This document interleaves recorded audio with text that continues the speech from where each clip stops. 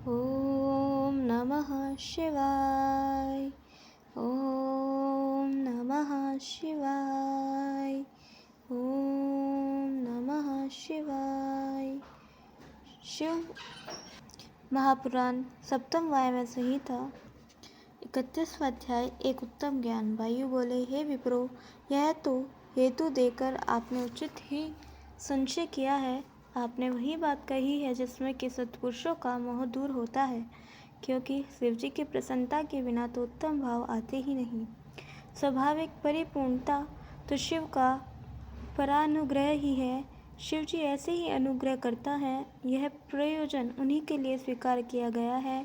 तब वे परतंत्र कैसे हो सकते हैं? अनुग्रह निरपेक्ष अनुग्रह कैसे कर सकता है? स्वतंत्र शब्द का यह अर्थ नहीं कि उसे किसी की अपेक्षा ही ना हो। यदि अनुग्रहकर्ता को ही परतंत्र कहा जाए तो अनुग्रह के बिना भुक्ति मुक्ति का अन्वय ही नहीं होगा। शिवाजी बिना मूर्ति आत्मा वाले भी तो अनुग्रह नहीं कर सकते। अतः संसार में ऐसा कोई नहीं जो शिवाज्ञा में अधिष्ठित ना हो। शगुन के द्वारा ही हम निर्गुण की प्राप्ति कर सकते हैं। ऐसे ही मूर्ति वाले शिवजी की मूर्ति है। परम कारण शिवजी ही अनुभवों के साक्षात साकार होते हैं और तब वे निर्गुण नहीं होते, जिनके स्वरूप को साधना प्रमाण गम्य है और जो श्रवण मनन आदि लक्ष्य मात्र है, जिसमें प्रत्यक्ष दर्शन की अपेक्षात्मक बुद्धि करना योग्य नहीं। जैसे कष्ट आदि में अग्नि नहीं दिखाई देती, किंतु वैसे ही शिव की मूर्ति में आरूढ़ दिखाई तो नहीं पड़ते, किंतु यह सिद्ध है। इसलिए मूर्ति वाले शिवजी सर्वथा ही पूज्य हैं। लोगों पर अनुग्रह करने के लिए ही परमात्मा शिव सर्वदा शिवादि मूर्ति में आत्मा स्थित है और वे ही मूर्ति रूप आत्मा भाव से स्वयं अनुग्रह को प्राप्त हो शिव अधिष्ठित अन्य आत्माओं पर अनुग्रह करता है, जो विशेषतः भोग और मोक्ष के देने वाले हैं। शिव अनुग्रह करता है, किसी के निग्रह करता नहीं। निग्रह के दोष शिव में नहीं है। इस प्रकार इसी का नाम आज्ञा और यह मत करो, इसका नाम अनुशासन है। तब उसके शासन के अनुसार बरतना साधु भाव है और विपरीत करने का नाम असाधुपन है, जो सब में नहीं दिखाई पड़ती। विपरीत त्याग ही साधुपन की रक्षा है। पुत्र को निग्रह पूर्वक शिक्षा देने से पिता दोषी नहीं कहा जाता। निदान पूर्वक रोग का नाश करने वाला वैद्य निघृणा अथवा कठोर नहीं, प्रयुक्त दयावान ही कहा जाएगा।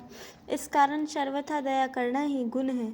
कार्य होने पर दया सम्मत अन्यथा असम्मत है, यह बात उचित नहीं।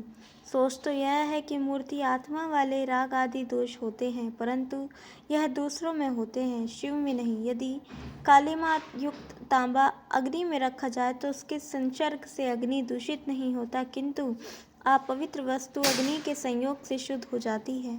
ऐसे ही आत्मा संसर्ग से शुद्ध करने से शिव किसी प्रकार अशुद्ध नहीं होते। शिव संसर्ग द्वारा संशोधन से आत्मा शुद्ध हो जाती है। सबको नियुक्त करते हुए शिव अनुग्रह करता है। उपारक शब्द को ही अनुग्रह कहा जाता है। उसके हित रूप होने से शिव सबके अनुग्रह ही करने वाले हैं, परंतु बिना चेतन क्रिया के वह कर्ता भी स्वतंत्र कैसे हो सकता है? बलिन आत्मा की ही जीव संज्ञा होती है। कर्म और माया से ही इसका नाम संसार पड़ा है और कर्म तथा माया का अनुबंध कारण से ही उसका जीव संज्ञा है। ज्ञान ऐश्वर्य आदि की विषमता ही उद्धर्व अधभाव को प्राप्त होती है। ऐसे ही मूर्ति आत्मा मंगल रूप शिव ऊपर नीचे और मध्य में स्थित होते हैं, किंतु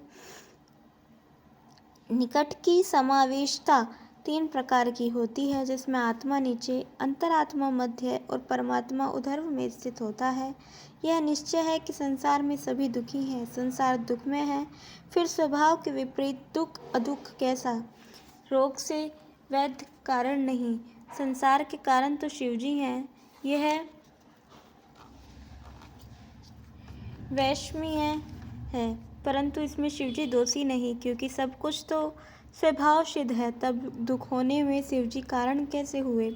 मनुष्य स्वभावत संसारी है। मल और माया तो अचेतनीय है और यही संसार का कारण है, जो शिव सानिध्य में प्रवर्तित ही नहीं होने देती। इधर शिव सानिध्य से ही चराचर की स्थिति है।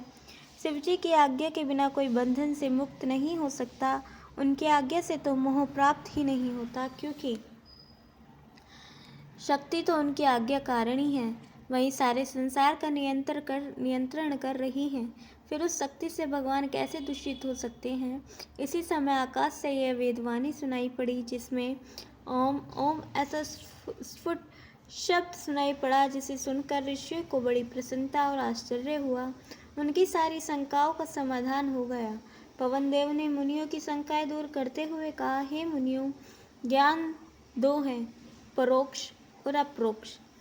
अस्थिर को प्रोक्ष और सुस्थिर को अप्रोक्ष कहते हैं। हेतु और उपदेश परोक्ष हैं।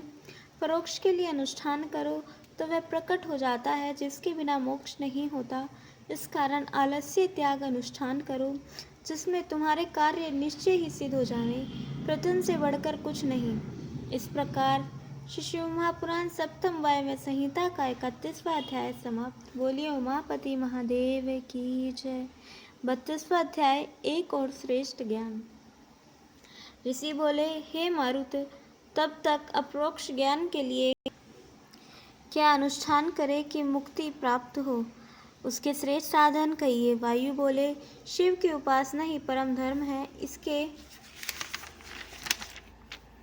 श्रेष्ठ अनुष्ठान ही सर्वदा मोक्षप्रद हैं। उसे कर्म से करो। क्रिया, जप, ध्यान और ज्ञान का उत्तरोत्तर साधन करें। उसके 5 पर्व और 5 प्रकार हैं। उन प्रकारों से करने पर वह परम धर्म होता है।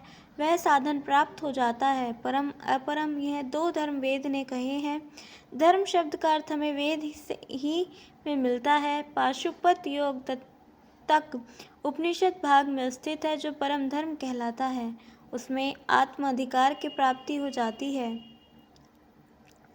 योगादिक साधारण धर्म में सभी के अधिकार होते हैं। यही परम धर्म का साधन है। धर्म शास्त्रों में इसके अंग बतलाए गए हैं। शिव धर्म पहला है। इसमें अनुष्ठान ही श्रेष्ठ है। जो इतिहास पुराण में तो इसका सारा कथन ही है। हाँ, शैव शास्त्रों में इसका सांगोपान विस्तार है। शिव दीक्षा भी बतलाई गई है। वह शैव शास्त्र भी 2 प्रकार का है। एक वेद शास्त्र में श्रोत और दूसरा स्वतंत्र। पाशुपत व्रत परम ज्ञान में है। इसमें युग युग में अवतार लेकर परम योगाचार्य शिवजी ने समय समय जो अपने शिष्यों को उपदेश दिए हैं, उसी का वर्णन है। और रुद्र, दधीचि, अगस्त्य और उपमन्यु, इन 4 ऋषियों ने संक्षिप्त किया है। यही इन संहिताओं के प्रवर्तक हैं। पाशुपत योग निश्चय ही शिव को प्रकट कराता है। इस योग से एक साथ ही शैव बुद्धि प्राप्त हो जाती है। फिर तो परम ज्ञान प्राप्त हो जाता है और उस पर शिवजी शीघ्र ही प्रसन्न हो जाते हैं। ब्रह्मा जी ने अलग अलग उपाय कहे हैं। उनके शिव, महेश्वर, रुद्र, पितामह, विष्णु, ब्रह्मा, संसार वेद और सर्वज्ञ परमात्मा, ये मुख्य 8 नाम हैं, जो सभी शिव का प्रतिपादन करते हैं। इसमें सांत्यातीत से क्रमश 5 तो शिव के प्रतिपादक हैं। शिव, महेश्वर, रुद्र, विष्णु और ब्रह्मा नाम वाले हैं। उन्हें ही संसार वेद, सर्वज्ञ और परमात्मा, इन तीनों नामों से कहा जाता है। प्रकृति 23 तत्वों की कही गई है, परंतु वह पुरुष जो 25वां हुआ, उससे भी परे है। वाचक भेद वहीं से प्रारंभ होता है। वहीं प्रकृति में लीन होकर भोग में प्रतिष्ठित है। सत नाम दुख का है, और जो दुख के कारण का नाश करे वह रुद्र है। विद्वानों ने कहा कि वही परम कारण शिव है। ईश्वर संसार मूल की निवृत्ति करने वाले और जग उत्पत्ति है। और गुरु की कृपा से उनके 8 नामों को अर्थ सहित प्राप्त करें और फिर जैसे वे बताएं उससे शिवादि 5 नामों से निवृत्ति और कला ग्रंथि को यथाक्रम छेदें और इन नामों का अवतरण करें। अधिष्ठान कम से कुछ शोध करें। मूलाधार को जागृत कर भूमध्य ब्रह्मरंध्र में प्रवेश कर 8 आकारों का भेदन करें। इसे गुरु से सीखें। अर्धनारीश्वर के दर्शन करें। नामाष्टक से उनका हृदय में ध्यान करें।